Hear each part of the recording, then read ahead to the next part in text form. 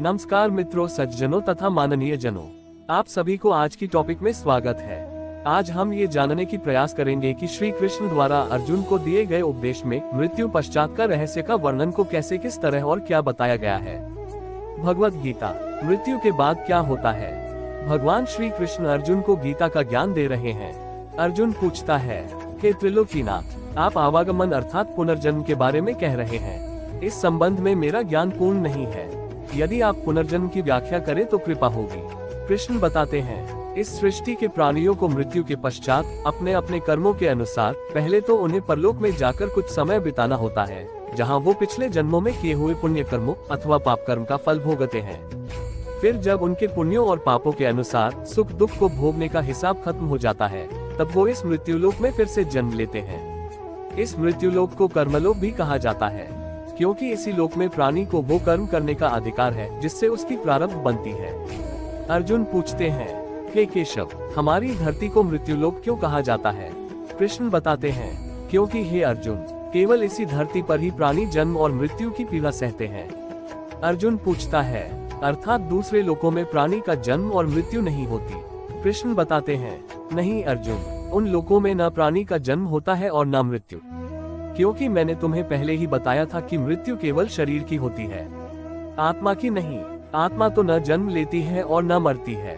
अर्जुन फिर पूछते हैं, आपने तो ये भी कहा था कि आत्मा को सुख दुख भी नहीं होते, परंतु अब ये कह रहे हैं कि मृत्यु के पश्चात आत्मा को सुख भोगने के लिए स्वर्ग आदि में अथवा दुख भोगने के लिए नरक आदि में जाना पड़ता है। आपका मतलब ये है कि आत्मा को केवल पृथ्वी पर ही सुख दुख नहीं होते, स्वर्ग अथवा नरक में आत्मा को सुख या दुख भोगने पड़ते हैं। कृष्ण बताते हैं, नहीं अर्जुन, आत्मा को कहीं किसी भी स्थान पर या किसी काल में भी सुख दुख छू नहीं सकते, क्योंकि आत्मा तो मुझ अविनाशी परमेश्वर का ही प्रकाश रूप है।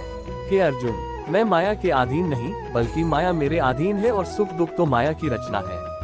इसलिए जब माया मुझे अपने घेरे में नहीं ले सकती, तो माया के रचे हुए सुख और दुख मुझे कैसे छू सकते हैं। सुख दुख तो केवल शरीर के भोग हैं, आत्मा के नहीं। अर्जुन कहता है, हे केशव, लगता है कि आप मुझे शब्दों के मायाजाल में भ्रमा रहे हैं। मान लिया कि सुख दुख केवल शरीर के भोग हैं, आत्मा इनसे अलिप्त है।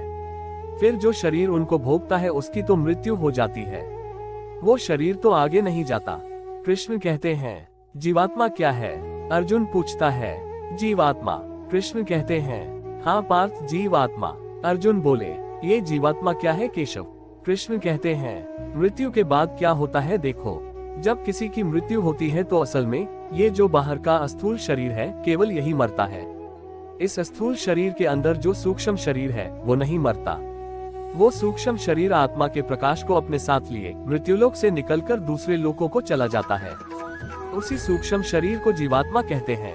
अर्जुन पूछता है, इसका अर्थ है कि जब आत्मा एक शरीर को छोड़कर जाती है तो साथ में जीवात्मा को भी ले जाती है। कृष्ण कहते हैं, नहीं अर्जुन, ये व्याख्या इतनी सरल नहीं है। देखो, जैसे समुद्र के अंदर जल की एक बूंद समुद्र से अलग नहीं है, उसी महासागर का एक हिस्सा है, वो बूंद अपने आप सागर से बाहर नहीं जाती।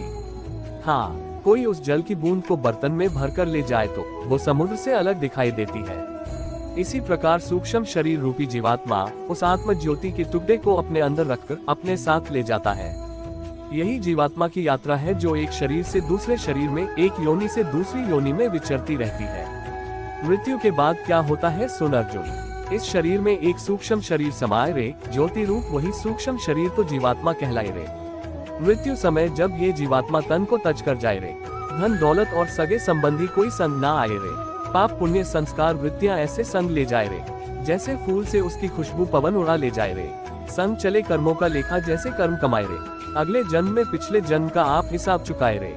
हे अर्जुन, जीवात्मा जब एक शरीर को छोड़कर जाती है तो उसके साथ उसके पिछले शरीर की वृत्तियां, उसके संस्कार और उसके भले कर्मों का लेखा जोखा अर्थात उसकी प्रारब्ध सूक्ष्म रूप में साथ जाती है। अर्जुन पूछते हैं, हे मधुसूदन, मृत्यु के बाद क्या होता है। मनुष्य शरीर त्यागने के बाद जीवात्मा कहा जाता है।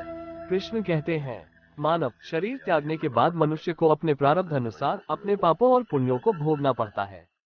इसके लिए भोग योनियां बनी हैं जो दो प्रकार की हैं, उच्च योनियां और नीच योनियां। एक पुण्य वाला मनुष्य का जीवात्मा उच्च योनियों में स्वर्ग में रहकर अपने पुण्य भोगता है और पापी मनुष्य का जीवात्मा नीच योनियों में नरक में रहकर अपने पापों को भोगता है। कभी ऐसा भी होता है कि कई प्राणी स्वर्ग नरक का सुख दुख पृथ्वी लोक पर ही भोग लेते हैं। अर्जुन पूछता है, इसी लोक में वो कैसे? कृष्ण कहते हैं, इसे तुम यूं समझो अर्जुन की जैसे कोई संपन्न मनुष्य है, महल में रहता है, उसकी सेवा के लिए दास दासियां हर समय खड़ी है। उसका एक इकलौता जवान बेटा है जिसे वो संसार में सबसे अधिक प्रेम करता है और अपने आप को संसार का सबसे भाग्यशाली मनुष्य समझता है। परंतु एक दिन उसका जवान बेटा किसी दुर्घटना में मारा जाता है। दुखों का पहाड़ उस पर टूट पड़ता है। संसार की हर वस्तु उसके पास होने के बावजूद भी वो दुखी ही रहता है और मरते दम तक अपने पुत्र की मृत्यु की पीड़ा से मुक्त नहीं होता। तो पुत्र के जवान होने तक उस मनुष्य ने जो सुख भोगे हैं वो स्वर्ग के सुखों की भांति थे और पुत्र की मृत्यु के बाद उसने जो दुख भोगे हैं वो नरक के दुखों से बढ़कर थे। जो मनुष्य को इसी तरह इसी संसार में रहकर भी अपने पिछले जन्मों के सुख दुख को भोगना पड़ता है। अर्जुन पूछता है, हे मधुसूदन, अब ये बताइए कि मनुष्य अपने पुण्यों को किन किन योनियों में और कहाँ भोगता है? कृष्ण बताते हैं, पुण्यवान मनुष्य अपने पुण्यों के द्वारा किन्नर, गंधर्व अथवा देवताओं की योनियां धारण करके स्वर्ग लोक में तब तक रहता है जब तक उसके पुण्य क्षीण नहीं हो जाते। अर्जुन पूछता है, अर्थात? कृष्ण कहते हैं, अर्थात ये कि प्राणी के हिसाब में जितने पुण्य कर्म होते हैं उतनी ही देर तक उसे स्वर्ग में रखा जाता है। जब पुण्यों के फल की अवधि समाप्त हो जाती है तो उसे फिर पृथ्वी लोक में वापस आना पड़ता है और मृत्यु लोक में पुनर्जन्म धारण करना पड़ता है। वह योगभ्रष्ट पुण्य कर्म करने वालों के लोगों को प्राप्त होकर और वहां बहुत वर्षों तक रहकर फिर यहाँ शुद्ध श्रीमानों के घर में जन्म लेता है। अर्जुन पूछता है, परंतु स्वर्ग लोक में मनुष्य के पुण्य क्यों समाप्त हो जाते हैं? वहाँ जब वो देव योनि में होता है तब वो अवश्य ही अच्छे कर्म करता होगा, उसे इन अच्छे कर्मों का पुण्य तो प्राप्त होता होगा। कृष्ण बताते हैं, नहीं अर्जुन, उच्च योनि में देवता बनकर प्राणी जो अच्छे कर्म करता है या नीच योनि में जाकर प्राणी जो क्रूर कर्म करता है उन कर्मों का उसे कोई फल नहीं मिलता। अर्जुन फिर पूछे, क्यों?